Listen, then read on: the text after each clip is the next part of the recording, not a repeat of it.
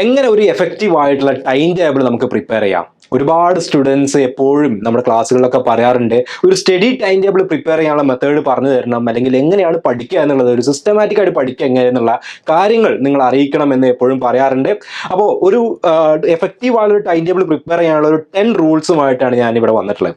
അപ്പോൾ ഈ വീഡിയോ കാണുന്നതിന് മുന്നേ നിങ്ങൾ എല്ലാവരും ശ്രദ്ധിക്കേണ്ട, അല്ലെങ്കിൽ എല്ലാവരും ഇമ്പോർട്ടൻ്റ് ആയിട്ട് എടുക്കേണ്ട ഒരു കാര്യം എന്ന് പറഞ്ഞിട്ടുണ്ടെങ്കിൽ, ഞാൻ നിങ്ങളോട് വളരെ ഓപ്പൺ ആയിക്കൊണ്ട് ഇതിൻ്റെ ഒരു സത്യാവസ്ഥ പറയാം. നിങ്ങൾ പല വീഡിയോസും കണ്ടിട്ടുണ്ടാവും, പല സ്ഥലങ്ങളിലും നിങ്ങൾക്ക് ഈ ടൈം ടേബിൾ പഠിച്ചാൽ നിങ്ങൾക്ക് ഫുൾ A+ ഉറപ്പ്, അല്ലെങ്കിൽ ഇങ്ങനെയാണ് ടൈം ടേബിൾ ഉണ്ടാക്കേണ്ടത്, ഒരു ദിവസം കൊണ്ട് ടൈം ടേബിൾ ഉണ്ടാക്കാം, 10 ദിവസം കൊണ്ട് പഠിക്കാനുള്ള ടൈം ടേബിൾ ഉണ്ടാക്കാം, ഇങ്ങനെ ഒരുപാട് വീഡിയോസ് നിങ്ങൾ പല സ്ഥലങ്ങളിലും കണ്ടിട്ടുണ്ടാവും. പക്ഷേ നിങ്ങൾ എത്ര ആളുകൾ അത് അതേപോലെ ഉപയോഗിച്ചിട്ട് 100% റിസൾട്ട് കിട്ടിയിട്ടുണ്ട്? പല ആളുകൾക്കും ഉണ്ടാവില്ല, അല്ലെങ്കിൽ ഒരു മെജോറിറ്റി ആളുകൾക്കും അതൊരു എഫക്റ്റീവായിട്ട് വന്നിട്ടുണ്ടാവില്ല എന്നുള്ളതാണ് സത്യം. കാരണം ടൈം ടേബിൾ എന്ന് പറയുന്നത് പേഴ്സണലൈസ്ഡ് സംഭവമാണ്. എന്താ പേഴ്സണലൈസ്ഡ് എന്ന് പറഞ്ഞാൽ, ഞാൻ ഉപയോഗിക്കുന്ന ഒരു ടൈം ടേബിൾ, ഞാൻ പഠിക്കാൻ വേണ്ടി യൂസ് ചെയ്യുന്ന ഒരു ടൈം ടേബിൾ ആയിരിക്കില്ല അപ്പുറത്ത് എൻ്റെ ഫ്രണ്ട് ഉപയോഗിക്കുന്നത്. അവൻ ഉപയോഗിക്കുന്ന ഒരു ടൈം ടേബിൾ ആയിരിക്കില്ല മറ്റൊരു ഫ്രണ്ട് ഉപയോഗിക്കുന്നത്. കാരണം നമ്മളെല്ലാവരും ഡിഫറെൻ്റ് ആണ്. ഈച്ച് സ്റ്റുഡൻറ്റ് ഡിഫറെൻ്റ് ആണ്. നമുക്ക് ഒരാൾക്കുള്ള കപ്പാസിറ്റി അല്ലെങ്കിൽ ഒരാൾക്കുള്ള സ്കില്ലാവില്ല മറ്റാൾക്കുള്ളത്, അയാൾക്കുള്ളതാവില്ല അടുത്ത ആൾക്കുള്ളത്. സ്വാഭാവികമായിട്ടും ഇങ്ങനെ ഡിഫറെൻ്റ്ലി സ്കിൽഡ് ആയിട്ടുള്ള പല കഴിവുകളുള്ള ആളുകൾക്ക് എല്ലാവർക്കും കൂടെ ഒരൊറ്റ ടൈം ടേബിൾ എന്നുള്ളത് പോസിബിൾ ആണോ? അല്ല. കാരണം ഓരോരുത്തർ ലേണിംഗ് ടൈം ഡിഫറൻറ്റ് ഉണ്ടാവും, പഠിക്കാൻ എടുക്കുന്ന അല്ലെങ്കിൽ ആ കോൺസെപ്റ്റ് മനസ്സിലാക്കുന്നതിൽ ഡിഫറൻറ്റ് ഉണ്ടാവും, ഫോക്കസ് ചെയ്യുന്നതിൽ ഡിഫറൻസ് ഉണ്ടാവും. സോ എല്ലാവർക്കും ഇൻഡിവിജ്വലി ആണ് ആക്ച്വലി ടൈം ടേബിൾ വേണ്ടത്. നിങ്ങൾ എല്ലാ വീഡിയോസും കാണുന്നത് എന്തായിരിക്കും? എല്ലാവർക്കും കോമൺ ആയിട്ടൊരു ടൈം ടേബിൾ. രാവിലെ ഇത്ര മണിക്ക് എണീക്കുന്നു, ഇത്ര മണിക്ക് ചായ കുടിക്കുന്നു, ഇത്ര മണിക്ക് യോഗ ചെയ്യുന്നു, എക്സസൈസ് ചെയ്യുന്നു, ഇത്ര മണിക്കൂർ പഠിക്കുന്നു, അല്ലെ? ഇങ്ങനെയാണ് സ്വാഭാവികമായിട്ട് എല്ലാ ടൈം ടേബിളുകളും ഉണ്ടാവുക. അതൊരു ടൈം ടേബിൾ അല്ല, ആക്ച്വലി അതൊരു റുട്ടീനാണ്. നമ്മുടെ ഒരു ഡെയിലി ലൈഫിൽ വരുന്ന ഒരു റുട്ടീനാണ്. ടൈം ടേബിൾ എന്ന് പറയുന്നത് എന്താണ്? നമുക്ക് പഠിക്കാനുള്ള കാര്യങ്ങൾ, അല്ലെങ്കിൽ നമ്മൾ അച്ചീവ് ചെയ്യണമെന്ന് വിചാരിക്കുന്ന കുറച്ച് ഗോളുകൾ, ആ ഗോളുകൾ എങ്ങനെ എഫക്റ്റീവായിട്ട് ചെയ്യാം എന്നുള്ളതിന് എൻ്റെ ഗോളുകൾ അല്ലെങ്കിൽ എനിക്ക് പഠിക്കാനുള്ള കാര്യങ്ങൾക്ക് വേണ്ടി ഞാനൊരു ടൈം ടേബിൾ ഉണ്ടാക്കുന്നു. എന്നെ കേട്ടുകൊണ്ടിരിക്കുന്ന ഓരോ ആളുകളും നിങ്ങൾക്ക് പഠിക്കാനുള്ള ഒരു കാര്യത്തിന് വേണ്ടി നിങ്ങൾ ടൈം ടേബിൾ ഉണ്ടാക്കുന്നു. അത് 8th സ്റ്റാൻഡേർഡിലുള്ള സ്റ്റുഡൻറ്റും 9th ഉം 10th ഉള്ള സ്റ്റുഡൻറ്റും ഡിഫറൻ്റ് ആയിരിക്കും. ആ ഓരോ ക്ലാസ്സുകളിൽ തന്നെ അറബി ലാംഗ്വേജ് എടുത്ത് പഠിക്കുന്ന സ്റ്റുഡൻസ്, ഉറുദു എടുത്ത് പഠിക്കുന്നവർ, മലയാളം എടുത്ത് പഠിക്കുന്നവർ, അവർക്ക് ഡിഫറൻ്റ് ആയിരിക്കും. മാത്സ് ഇഷ്ടമുള്ളവർക്ക് ഡിഫറൻ്റ് ആയിരിക്കും, ഹിന്ദി ഇഷ്ടമുള്ളവർക്ക് ഡിഫറൻ്റ് ആയിരിക്കും. അങ്ങനെ ഓരോ ആളുകൾക്കും എന്തായിരിക്കും ഈ സംഭവം ഡിഫറൻ്റ് ആണ് എന്നുള്ളത് നമുക്ക് മനസ്സിലാക്കാം. അപ്പോൾ അതുകൊണ്ട് ഞാൻ ആദ്യമേ പറയാണ്, ഞാൻ ഈ ഒരു വീഡിയോയിൽ ഒരു പർട്ടിക്കുലർ ടൈം ടേബിൾ കാണിച്ചു തന്നിട്ട് ഇതാണ് ടൈം ടേബിൾ, ഇതാണ് നിങ്ങൾ ഫോളോ ചെയ്യേണ്ടത്, ഇത് ഫോളോ ചെയ്താൽ നിങ്ങൾക്ക് ഫുൾ A+ ഉറപ്പാണ്, അങ്ങനെയുള്ള ഒരു ഫേക്ക് പ്രോമിസുകളും ഞാൻ തരുന്നില്ല. പകരം എങ്ങനെ നിങ്ങൾക്ക് ഒരു എഫക്റ്റീവ് ടൈം ടേബിൾ ഉണ്ടാക്കാം, അല്ലെങ്കിൽ നിങ്ങൾ ഉണ്ടാക്കുന്ന സമയത്ത് ശ്രദ്ധിക്കേണ്ട ഒരു 10 കാര്യങ്ങൾ, അതാണ് ഈ ഒരു വീഡിയോയിൽ പറയുന്നത്. ഓക്കെ, അപ്പോൾ ഞാൻ ഒന്നുകൂടെ പറയുന്നു, റെഡിമെയ്ഡ് ടൈം ടേബിൾ അല്ല നമ്മളിവിടെ ചെയ്യാൻ പോകുന്നത്. നിങ്ങൾക്ക് ടൈം ടേബിൾ പ്രിപ്പയർ ചെയ്യാനുള്ള മെത്തേഡ്സ് അല്ലെങ്കിൽ അവിടെ കൺസിഡർ ചെയ്യേണ്ട കാര്യങ്ങളാണ് പറയുന്നത്. സ്വാഭാവികമായിട്ടും ഈ കാര്യങ്ങൾ നിങ്ങൾ കൺസിഡർ ചെയ്യുകയാണെങ്കിൽ വളരെ എഫക്റ്റീവ് ആയ ഒരു ടൈം ടേബിൾ നിങ്ങൾക്ക് ക്രിയേറ്റ് ചെയ്യാൻ പറ്റും. ഓക്കെ, സോ നോക്കാം 10 rules for an effective time table. First one, assess your commitments എന്നുള്ളതാണ്. അപ്പോൾ എന്താണ് ഈ കമ്മിറ്റ്മെന്റ് എന്നുള്ളത് ഉദ്ദേശിക്കുന്നത്?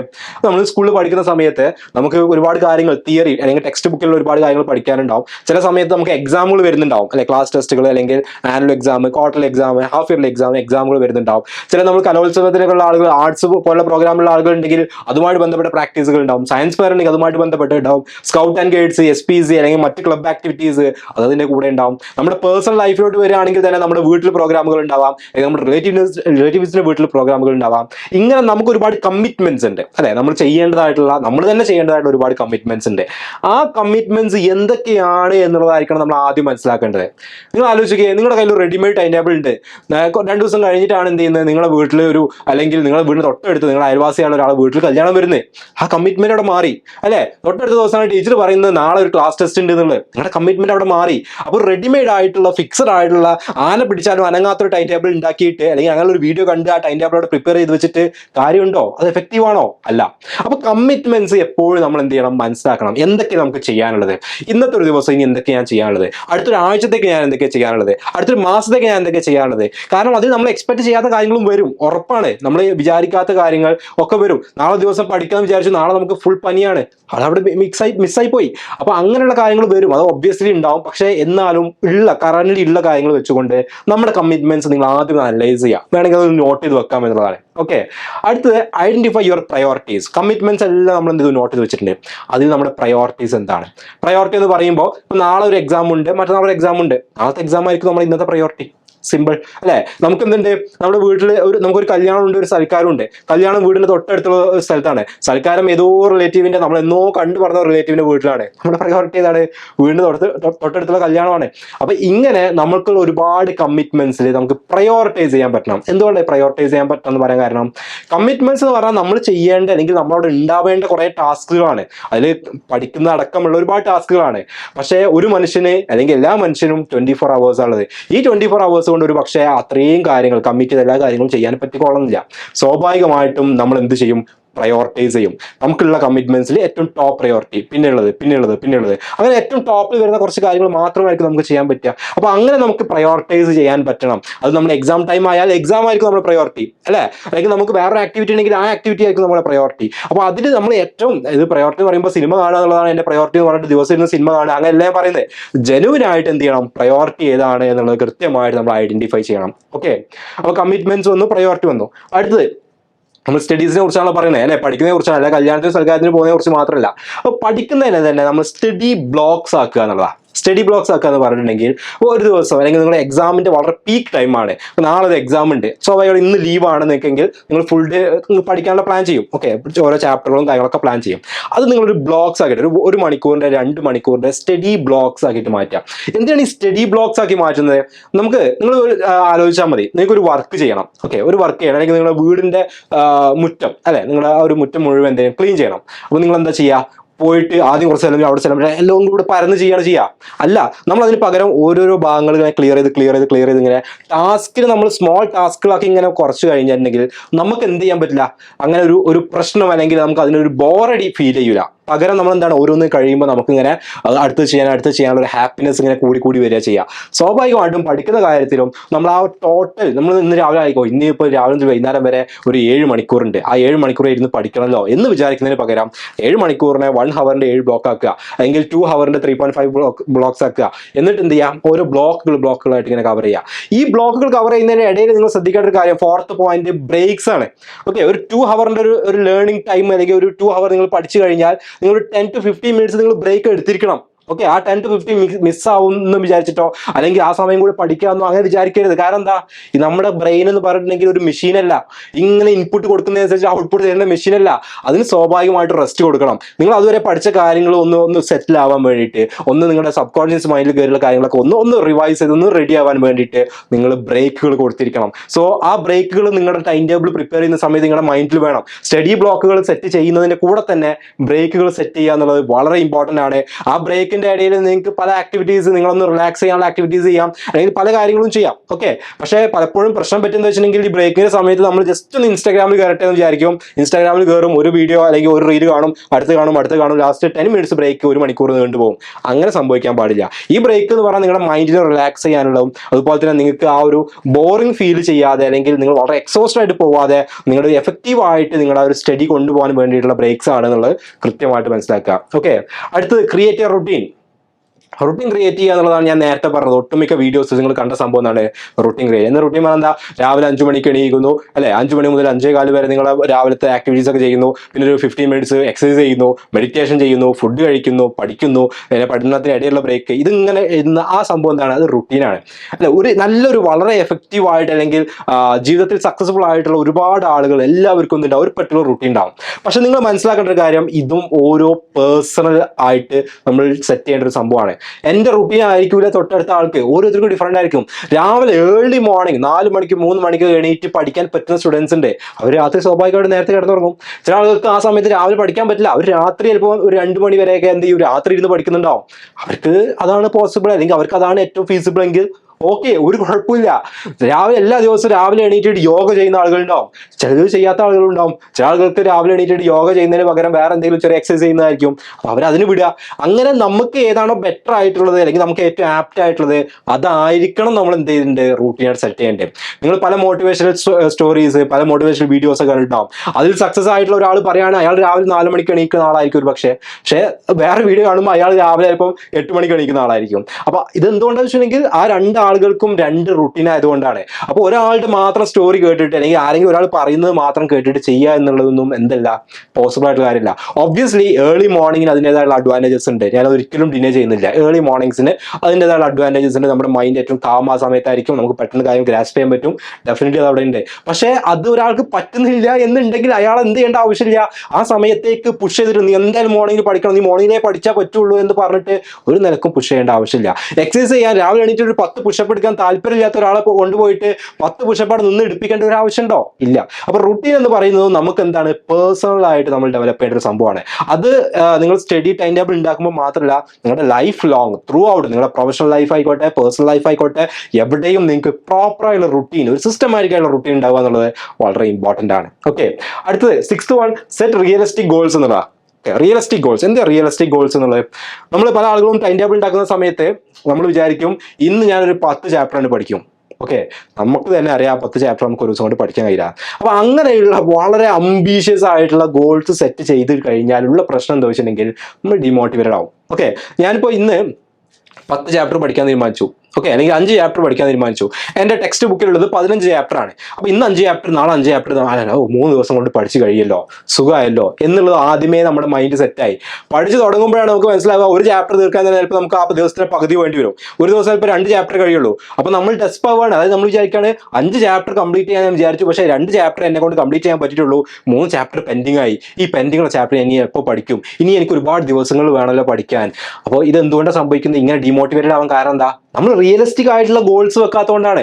നമ്മുടെ ടൈം ടേബിളിൽ നമ്മൾ സെറ്റ് ചെയ്യുമ്പോൾ, ഒരു സബ്ജക്റ്റിന് ടൈം അലോക്കേറ്റ് ചെയ്യുമ്പോൾ റിയലിസ്റ്റിക് ആയിട്ട് വേണം നമ്മൾ ആ ടൈം അലോട്ട് ചെയ്യാൻ. ടഫ് ആയിട്ടുള്ള സബ്ജക്റ്റിന് കൂടുതൽ സമയം അലോട്ട് ചെയ്യേണ്ടി വരും, അല്ലെങ്കിൽ ഈസി ഉള്ള സബ്ജക്റ്റിന് കുറച്ച് സമയം മതിയായിരിക്കും. നമ്മൾ എഴുതി പ്രാക്ടീസ് ചെയ്യേണ്ട മാത്സ് പോലുള്ള സബ്ജക്റ്റ് എഴുതി പ്രാക്ടീസ് ചെയ്യാനുള്ള ടൈം നമ്മൾ അതിൽ കൊടുക്കേണ്ടി വരും. അങ്ങനെ റിയലിസ്റ്റിക് ആയിക്കൊണ്ട് വേണം നമ്മൾ എന്ത് ചെയ്യാൻ, നമ്മൾ ഇത്തരത്തിലുള്ള ടൈം ടേബിളും കാര്യങ്ങളൊക്കെ സെറ്റ് ചെയ്യാൻ.